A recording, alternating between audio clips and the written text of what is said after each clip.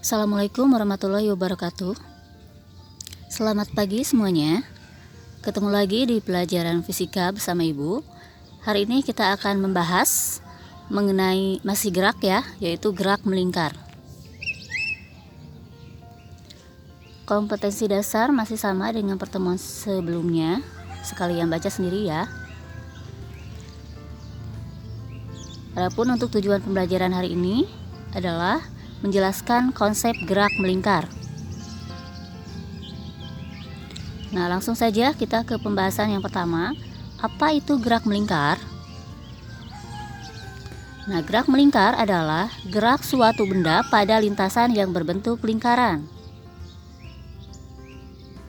Contoh dalam kehidupan sehari-hari misalnya roller coaster, biang lala, kemudian gerak jarum pada jam, dan ada juga gerak ban pada mobil. Sekarang besaran-besaran pada gerak melingkar. Nah, yang pertama ada periode dan frekuensi. Periode adalah waktu yang diperlukan untuk melakukan satu putaran penuh. Sedangkan frekuensi adalah banyaknya putaran yang terjadi tiap detik. Nah, ini misalkan ada sebuah bola ya yang diikat pada tali. Nah, ini kalau misalkan bola tersebut kita putar, maka akan membentuk lintasan lingkaran ya bentuknya.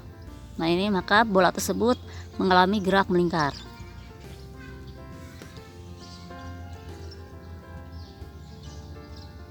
Nah, ketika bergerak melingkar maka akan memiliki besaran periode dan frekuensi. Nah, berdasarkan definisi tadi, periode waktu yang diperlukan untuk melakukan satu putaran penuh, maka persamaannya adalah T besar sama dengan waktu yang diperlukan T kecil per N. N itu banyaknya putaran. Sedangkan frekuensi banyaknya putaran yang terjadi tiap detik, berarti persamaannya F sama dengan N kecil per T kecil. Nah, ini T besar itu simbol dari periode, satuannya second, F itu frekuensi, satuannya hertz, T itu waktu, satuannya second, dan N kecil adalah jumlah putaran.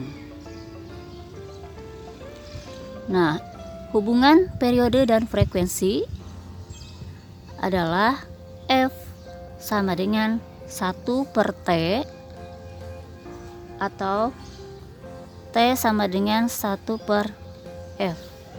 Jadi periode dan frekuensi itu saling berkebalikan.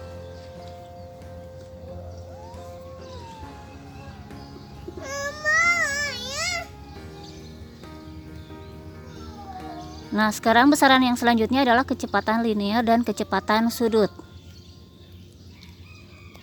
Nah, tadi ketika sebuah bola yang diikat pada tali kita putar sehingga membentuk lintasan lingkaran, maka selain periode dan frekuensi, maka bola tersebut akan memiliki besaran kecepatan linear dan kecepatan sudut selanjutnya ya.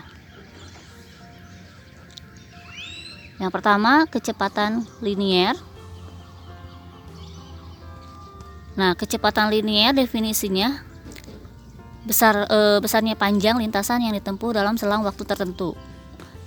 Memiliki simbol pi kecil.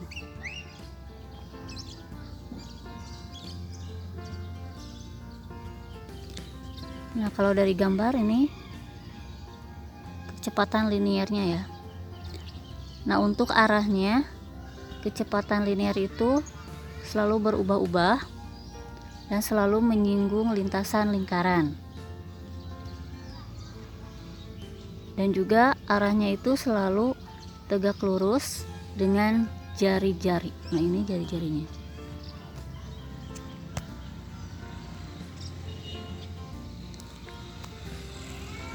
Nah, adapun persamaan dari kecepatan linear atau laju linear adalah pi sama dengan delta S per, ini mungkin yang lebih tepat delta T ya. Panjang lintasan delta S per selang waktu delta T. Atau bisa juga diubah pi sama dengan, nah ini misalkan untuk satu periode, satu lingkaran penuh, delta S panjang lintasannya adalah berarti keliling lingkaran ya, yaitu 2 pi r per waktunya itu satu lingkaran itu berarti satu periode. Atau bisa juga ditulis pi sama dengan 2 pi f frekuensi kali r. Selanjutnya untuk kecepatan anguler atau kecepatan sudut, simbolnya omega. Definisinya adalah besarnya perubahan sudut dalam selang waktu tertentu. Jadi selain memiliki kecepatan linear, juga memiliki kecepatan anguler. Nah, yang mana kecepatan anguler itu adalah ini ya. Kalau tadi kecepatan linear itu ada di tepi lingkaran, kalau untuk kecepatan sudut ini ada di pusat lingkaran ya, di tengah-tengah. Untuk persamaannya yaitu omega sama dengan perubahan sudut itu delta theta per selang waktu itu delta t. Misalkan untuk satu putaran penuh, satu periode, delta tetanya itu perubahan sudutnya untuk satu lingkaran adalah 2 pi nih per satu periode, berarti t berarti 2 pi per t, atau bisa juga 2 pi kali f. Nah, sekarang hubungan kecepatan linear dan kecepatan sudut adalah pi sama dengan omega kali r, atau kecepatan linear itu sama dengan kecepatan sudut dikali dengan jari-jari. Dengan pi kecil itu kecepatan linear, satuannya meter per second, r itu jari-jari, bisa r kecil r besar ya, satuannya meter, atau omega itu kecepatan sudut, satuannya radian per second. Nah, kemudian besaran selanjutnya adalah percepatan dan gaya sentripetal. Jadi selain memiliki periode, frekuensi, kecepatan, nah pada gerak melingkar juga memiliki percepatan dan gaya sentripetal. Yang pertama untuk percepatan sentripetal, simbolnya AS. Definisinya adalah percepatan yang arahnya menuju ke pusat lingkaran. Nah, seperti yang terlihat di gambar ya. Nah, itu delta AS itu arahnya selalu menuju ke pusat lingkaran. Nah, persamaannya ini AS sama dengan pi kuadrat per r, atau bisa juga omega kuadrat kali r. Dan gaya sentripetal atau simbolnya Fs, definisinya adalah gaya yang arahnya menuju ke pusat lingkaran. Nah, dari gambar ini Fs yang ini ya. Jadi sama dengan AS percepatan sentripetal, gaya sentripetal juga arahnya selalu menuju ke pusat lingkaran.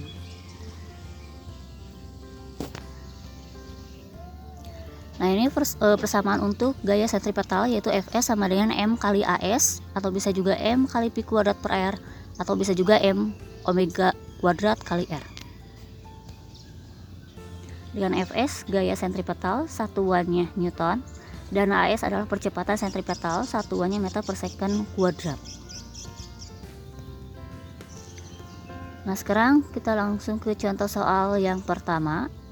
Sebuah benda bergerak melingkar beraturan dengan jari-jari 6 meter. Nah, jika dalam 2 menit benda itu melakukan 16 kali putaran, maka tentukan kecepatan linear benda tersebut. Nah, yang pertama kita tuliskan yang diketahuinya. Nah, itu jari-jari 6 meter, berarti kita tulis jari-jari simbolnya itu R sama dengan 6 meter. Kemudian dalam 2 menit, berarti itu menunjukkan waktu T kecil 2 menit, ini kita ubah ke detik atau second, dimana 1 menit itu 60 detik, berarti 2 menit sama dengan 2 kali 60, jadi 120 second. Kemudian melakukan 16 kali putaran, berarti N sama dengan 16. Nah, ditanyakan kecepatan linear, berarti simbolnya pi kecil. Nah, untuk menjawab pertanyaan tersebut, nah kita bisa langsung pakai persamaan kecepatan linear tadi ya. Ada 2pi R per omega atau bisa juga 2pi F kali R. Nah ini bisa kita pilih salah satunya. Misalkan ini pakainya yang pi sama dengan 2pi F kali R. Nah ini karena frekuensinya tidak diketahui, maka bisa kita uraikan frekuensi itu tadi persamaannya adalah N per T atau banyaknya putaran per waktu. Nah kemudian kita langsung masukkan saja nilainya. Pi sama dengan 2pi kali N per T, N nya itu 16, per T nya itu tadi 120 dikali R jari-jari 6. Nah ini 2, ini 12 bisa kita sederhanakan ya, berarti 2 habis, 12 bagi 2 itu 6. Nah ini 6 atas bawah ada angka 6 ya, berarti kita coret, berarti habis. Nah berarti yang bawahnya ini sisanya 10 ya.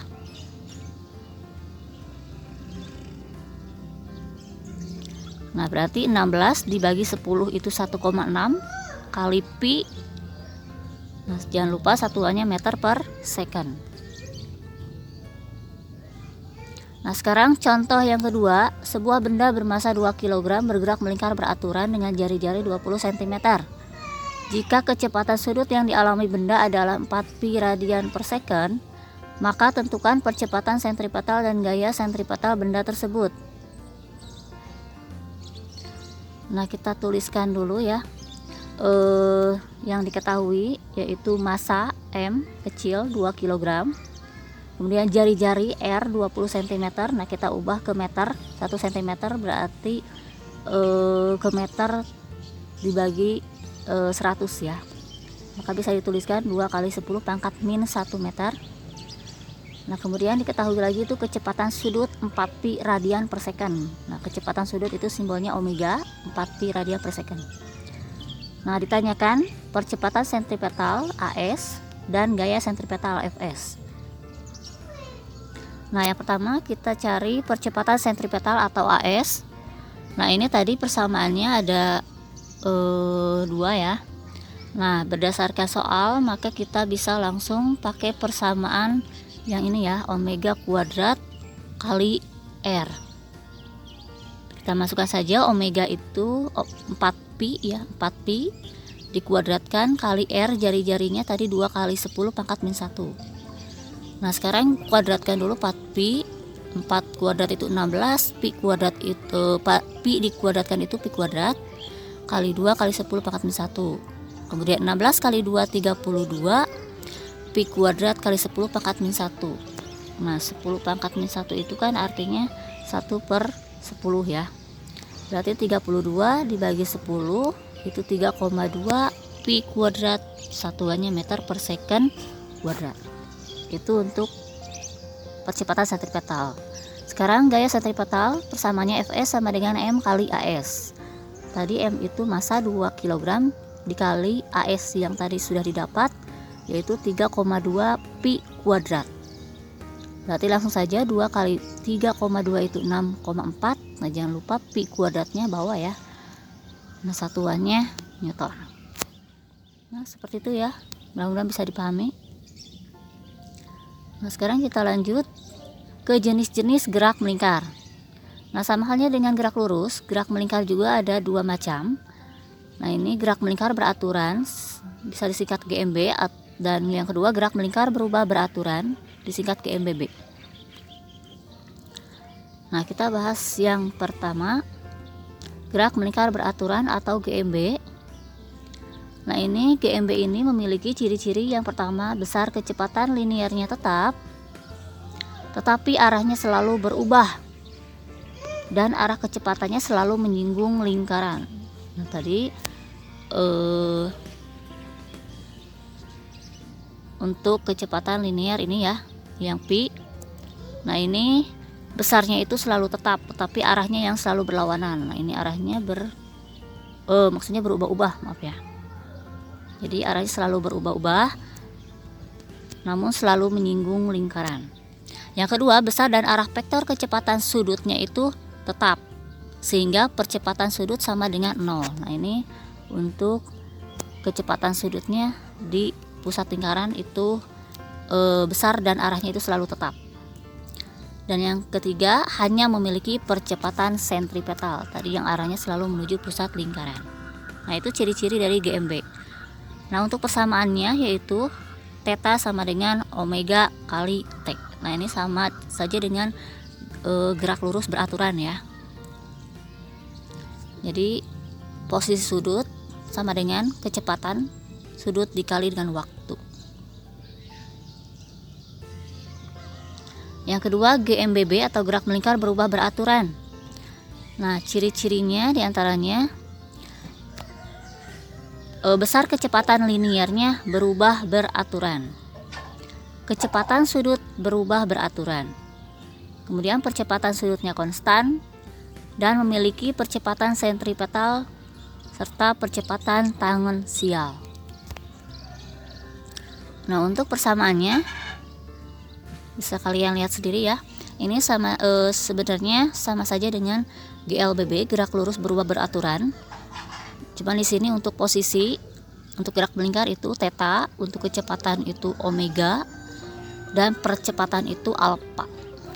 Nah, untuk GMBB ada kecepatan sudut awal, ada kecepatan sudut akhir.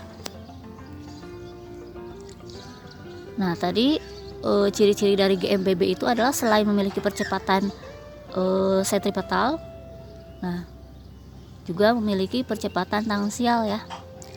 Nah, percepatan tangensial itu merupakan percepatan yang berfungsi untuk mengubah kecepatan linear yang arahnya dapat searah dengan kecepatan linear ataupun berlawanan arah.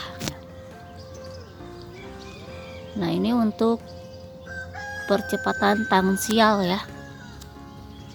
Jadi ini arahnya selalu bisa saja ya searah dengan kecepatan linear atau bisa juga berlawanan arah dengan kecepatan linear. Nah, tadi sedangkan untuk tadi ya tambahan untuk percepatan sentripetal ini selalu mengarah ke arah lingkaran, ke pusat lingkaran. Nah, yang menyebabkan si benda itu selalu ya lintasannya membentuk lingkaran, jadi tetap berada pada lintasan lingkaran. Nah, ini penyebabnya karena adanya percepatan sentripetal ini.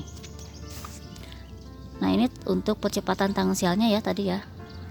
Nah, ini jadi hampir sama dengan kecepatan linear untuk arahnya. Sedangkan persamaannya ini untuk percepatan tangensial adalah AT sama dengan alpha dikali R, percepatan sudut kali jari-jari. Nah, bagaimana untuk menghitung percepatan totalnya untuk GMBB, karena ada dua kan percepatannya. Nah, ini percepatan tangensial, ini sentripetal ya. Nah, ini arahnya selalu tegak lurus. Nah, untuk menghitung percepatan totalnya ini bisa kita jumlahkan secara vektor dengan persamaan ini akar AT kuadrat ditambah AS kuadrat. Itu untuk percepatan total pada GMBB. Nah, contoh soal yang ketiga, sebuah gerinda berputar dengan kecepatan sudut tetap 2 radian per second selama 10 second. Hitung posisi sudut yang ditempuh gerinda tersebut. Nah, ini diketahui kecepatan sudut omega 2 radian per second selama 10 second, T-nya itu 10 second. Hitung posisi sudut, berarti yang ditanyakan theta. Nah, kita langsung pakai persamaan. Berarti ini karena kecepatan sudutnya tetap, berarti ini GMB ya, gerak melingkar beraturan. Pakai persamaan theta sama dengan omega kali T. Omeganya 2, T-nya 10, berarti 2 kali 10 20 radian.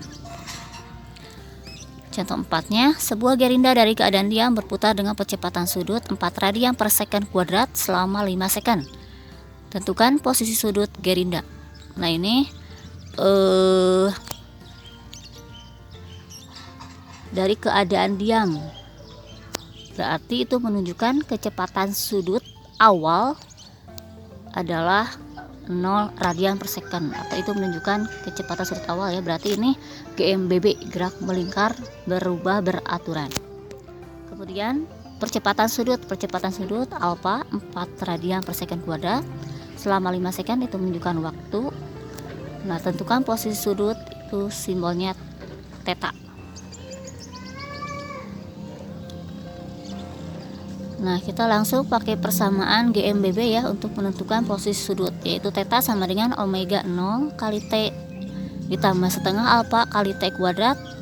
Nah, kita masukkan tadi omega 0 nya itu 0 kali T nya 5 ditambah setengah kali alfa nya itu 4, T nya 5 dikuadratkan. 0 kali 5 0 tambah setengah kali 4 itu 2 kali 5 kuadrat itu 25. Kemudian 2 kali 25 itu 50, sehingga hasilnya theta itu adalah 50 radian per second. Theta itu 50 rad atau radian. Nah, kita lanjut ke pembahasan yang terakhir ya, mengenai hubungan roda-roda. Nah, untuk hubungan roda-roda ini ada 3 ya. Nah, yang pertama untuk dua roda yang sepusat atau sumbu seperti ini ya gambarnya. Jadi satu pusat di sini di tengah-tengah ya, atau satu sumbu.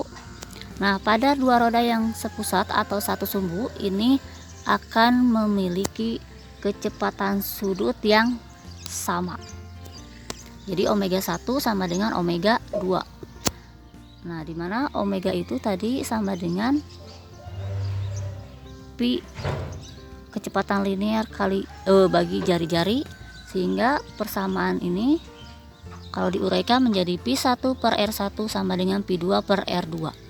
Nah, itu untuk persamaan dua roda yang sepusat. Omega-nya kecepatan anguler, pi-nya kecepatan linear, dan R-nya jari-jari. Kemudian yang kedua, hubungan dua roda yang bersinggungan. Seperti ini ya, jadi bersinggungan seperti itu. Nah, pada dua roda yang bersinggungan, maka persamaan yang atau besaran yang samanya itu adalah kecepatan linearnya, sehingga berlaku persamaan pi 1 sama dengan pi 2.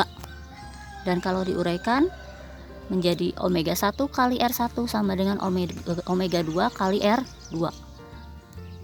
Nah, itu untuk yang dua roda bersinggungan. Sekarang yang terakhir untuk dua roda yang dihubungkan dengan sabuk atau tali seperti ini ya, misalkan pada rantai sepeda.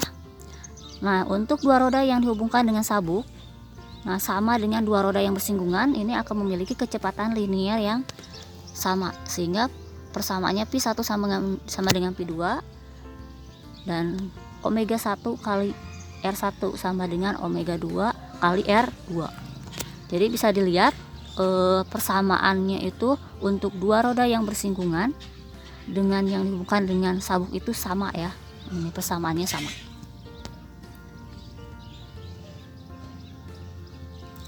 Nah, ini contoh soal yang kelima, dua buah gear atau roda bergigi dihubungkan saling bersinggungan langsung. Gear yang lebih kecil dengan jari-jari 0,5 cm diputar dengan kecepatan sudut 90 radian per second. Tentukan kecepatan sudut gear yang lebih besar jika memiliki jari-jari 1,5 cm.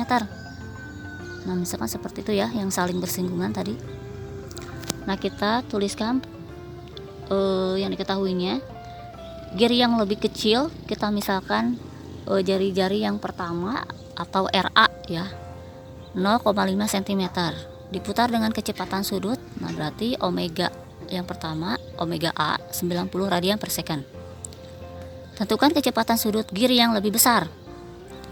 Kecepatan sudut berarti omega, yang lebih besar berarti roda yang kedua, omega B misalkan ya. Jika jari-jarinya berarti RB 1,5 cm.